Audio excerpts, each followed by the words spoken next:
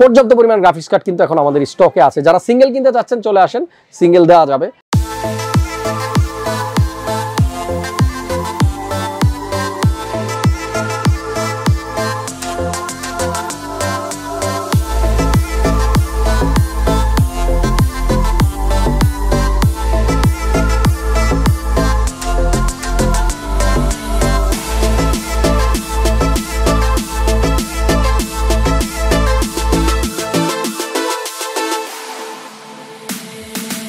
আসসালামু আলাইকুম, প্রতিদিনের মতো আবারও চলে আসলাম আপনাদের সামনে নতুন একটা পিসি বিল্ডের ভিডিও নিয়ে। যাদের বাজেট 1,10,000 টাকা, যারা চাচ্ছেন Ryzen 7 5700G দিয়ে একটা গেমিং মনিটর দিয়ে কমপ্লিট একটা পিসি বিল্ড করবেন, তাদের জন্যই আজকের ভিডিওটা স্পেশাল। আমাদের এক বড় ভাইয়ের জন্য পিসি বিল্ড করছি, উনি আসছে রংপুর থেকে। আর এই পিসিটার ভিডিও দিয়েই কিন্তু আপনাদেরকে ধারণা দেবো 1,10,000 টাকায় কীভাবে আপনারা বর্তমানে জিপিইউ ছাড়া একটা ভালো গেমিং পিসি বিল্ড করতে পারেন। সো শুরু থেকে শেষ পর্যন্ত তারাই আমার সাথে থাকুন, যাদের বাজেট 1,10,000। আর তারা সম্পূর্ণ ভিডিওটা না টেনে দেখুন, যারা চান প্রতিদিনের আপডেট প্রতিদিন পেতে এবং পিসি বিল্ডের ভিডিও থেকে ন্যূনতম একটা ধারণা পেতে। চলুন কথা না বাড়িয়ে আজকের ভিডিও শুরু করি।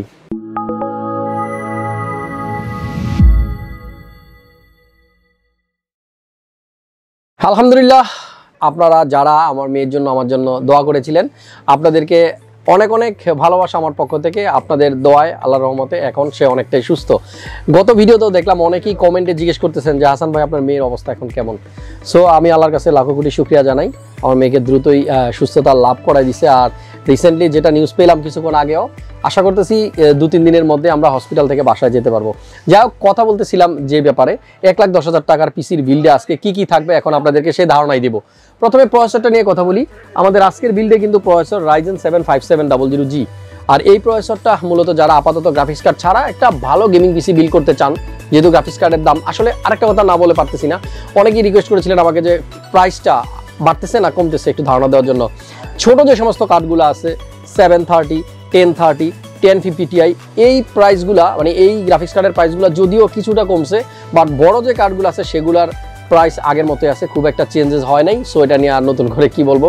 তবে যারা গ্রাফিক্স কার্ড আপাতত ছাড়া পিসি বিল্ড করতে চাচ্ছেন 5700G 5600G এগুলো দিয়ে কিন্তু বিল্ড করতে পারেন।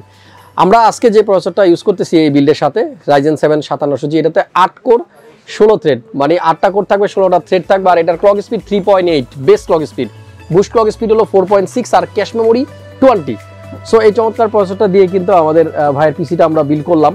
আর বিল্ডের সাথে কিন্তু কিছু নতুন কম্পোনেন্ট আছে যেগুলা কিছুদিন মার্কেটে স্টক শর্ট ছিল, বাট বর্তমানে অ্যাভেলেবল আছে। যেমন আপনার কোর্সারের হোয়াইট র্যামটা একটু শর্টেজ ছিল, এখন অ্যাভেলেবল আছে। আপনারা ডিপকুলের যে ম্যাট্রেস 55 V3 হোয়াইট ভার্সনের এই গ্লাস শ কেসটা কিছুদিন আগেও পাওয়া যাচ্ছিল না, এখন কিন্তু পর্যাপ্ত স্টক আছে। সো এগুলা কিন্তু ইনফরমেশন, আপনারা যারা মার্কেটে আসতে চাচ্ছেন না, বাসায় বসে ইনফরমেশন পেতে চাচ্ছেন, তাদের জন্য বলে রাখি এগুলি এখন অনেকটাই আমাদের কাছে আছে।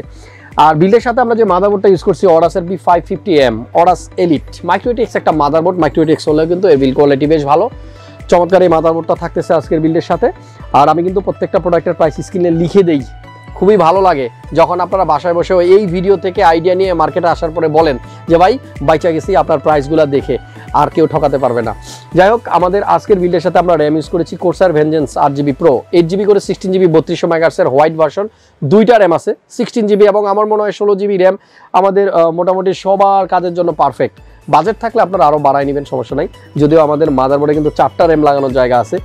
আজকের বিল্ডের সাথে আমরা যে SSD ইউজ করেছি 980 Pro, এইটা নিয়ে একটু কথা বলার আছে। এই 980 Proটা কিন্তু সব মাদারবোর্ড প্রসেসর আপনার সাপোর্ট করে না বললে ভুল হবে, সাপোর্ট করবে, কাজও করবে। তবে এর যে ফুল স্পিডটা আছে, ফুল পটেনশিয়ালটা যদি আপনি পেতে চান, অবশ্যই আপনার মাদারবোর্ড এবং প্রসেসর উভয়ই PCIe 4.0 সাপোর্টেড হতে হবে, আদারওয়াইজ কিন্তু আপনারা ফুললি স্পিডটা পাবেন না। আজকে যে প্রসেসরটা আমরা ইউজ করতেছি এটা কিন্তু PCIe 3.0 সাপোর্টেড, বাট যে মাদারবোর্ডটা ইউজ করতেছি এটা PCIe 4.0। সো মাদারবোর্ডটা যদিও 4.0 সাপোর্ট করে, বাট এটা প্রসেসরটা যেটা সেটা কিন্তু সাপোর্ট করে না। তো আসলে ব্যাপারটা হচ্ছে যে ফুল স্পিড যেটা সেটা কিন্তু আমরা এটা থেকে নিতে পারবো না। তবে আপনারা যারা চাচ্ছেন যে ফিউচারে আমি চেঞ্জ করে নিব, প্রসেসর আপগ্রেড করে নিব, তাদের জন্য আসলে আলাদা জিনিস। তারা চাইলে পরে 4.0 সাপোর্ট করে এমন প্রসেসর চুজ করে নিতে পারবেন। 980 Pro 500GB একটা NVMe M.2 আছে এবং আপনারা জানেন বর্তমান বাজারে সবচেয়ে বেশি রিড রাইট স্পিড এই স্যামসাংয়ের। আমাদের আজকের বিল্ডের সাথে একটা লিকুইড কুলার আছে, দেখতে পাচ্ছেন গেম ম্যাক্সের L240 ভার্সন 2।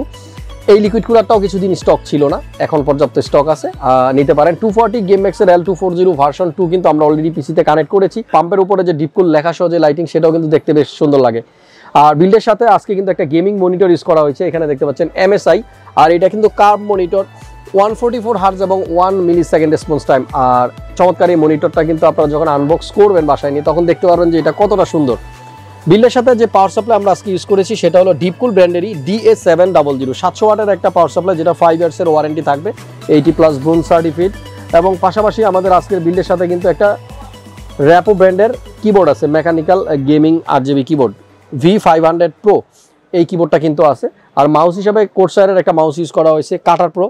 আপনারা দেখতে পাচ্ছেন আমার হাতে কিন্তু মাউসটা আছে, বেশ বড় সড়ো একটা মাউস, গেমিংয়ের বেলা খুব ভালো একটা পারফরমেন্স পাওয়া যাবে। বিল্ডের সাথে আরও কিছু কম্পোনেন্ট আছে, যেমন আমার আজকের কম্পিউটার যে কেসটা, এটা একটু আগেই বলেছি, ডিপকুল ব্র্যান্ডের ম্যাট্রেস 55 V3 গ্লাস। এটার মধ্যে সেম জিনিস আছে V3 আপনার মেশ।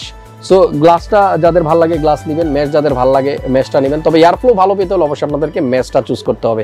তবে গ্লাস সহ যেটা, এটা কিন্তু দেখতে বেশ সুন্দর লাগে। আর এই কেসটার সাথে কিন্তু আপনারা এই তিনটা যে ফ্যান দেখতে পাচ্ছেন, এটা ফ্যান সহও আসে, ফ্যান ছাড়াও আসে।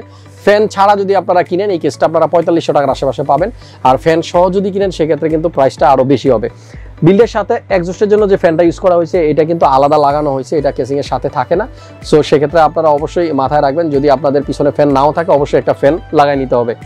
সো মোটামুটি এই হচ্ছে কম্পোনেন্ট, সবগুলোর প্রাইস কিন্তু আমি দিয়ে দিয়েছি আপনাদেরকে, 1,09,999, এই হচ্ছে প্রাইস। সো 1,10,000 টাকার মধ্যে যারা বিল করতে চাচ্ছেন 5700 দিয়ে, তারা চাইলে এরকম একটা পিসি বিল করে নিতে পারেন। আর আজকে আপাতত যেটা দেখলাম আমি শোরুমে আসার পরে, যেহেতু লাস্ট এক সপ্তাহ আমি শোরুমে ছিলাম না, পর্যাপ্ত পরিমাণ গ্রাফিক্স কার্ড কিন্তু এখন আমাদের স্টকে আছে। যারা সিঙ্গেল কিনতে চাচ্ছেন চলে আসেন, সিঙ্গেল দেওয়া যাবে। পাশাপাশি অন্যান্য অনেকগুলো কম্পোনেন্ট কিছুদিন আগেও ছিল না, এখন কিন্তু অ্যাভেলেবল আছে। যারা চিন্তা করতেছেন যে গ্রাফিক্স কার্ডের দাম কমলে পিসি বিল করবো, তাদের জন্য আসলে দুঃসংবাদ, রিসেন্টলি গ্রাফিক্স কার্ডের দাম খুব একটা কমতেছে না, আরও দীর্ঘদিন আপনাকে ওয়েট করতে হতে পারে। আর যারা চাচ্ছেন যে আমি ইন্টেলে চলে যাব, বেটার, আপনারা ইন্টেলেও যেতে পারেন, সেক্ষেত্রে কিন্তু বাজেট আপনাদের কমে যাবে, পিসি বিল্ডের ক্ষেত্রে অনেকটাই টাকা সেভ করতে পারবেন। সো এই ধরনের পিসি ভিডিও যারা রেগুলার পেতে চান, আমার চ্যানেলটা অবশ্যই সাবস্ক্রাইব করে রাখবেন, পাশে থাকবেন আর সবসময় সাপোর্ট দিয়ে যান। আপনারা যতদিন আছেন আমি রেগুলার ভিডিও দিয়ে যাব। দেখা হচ্ছে নেক্সট ভিডিওতে খুব শীঘ্রই। সে পর্যন্ত সবাই ভালো থাকুন, সুস্থ থাকুন আর নিরাপদে থাকুন। আল্লাহ হাফেজ।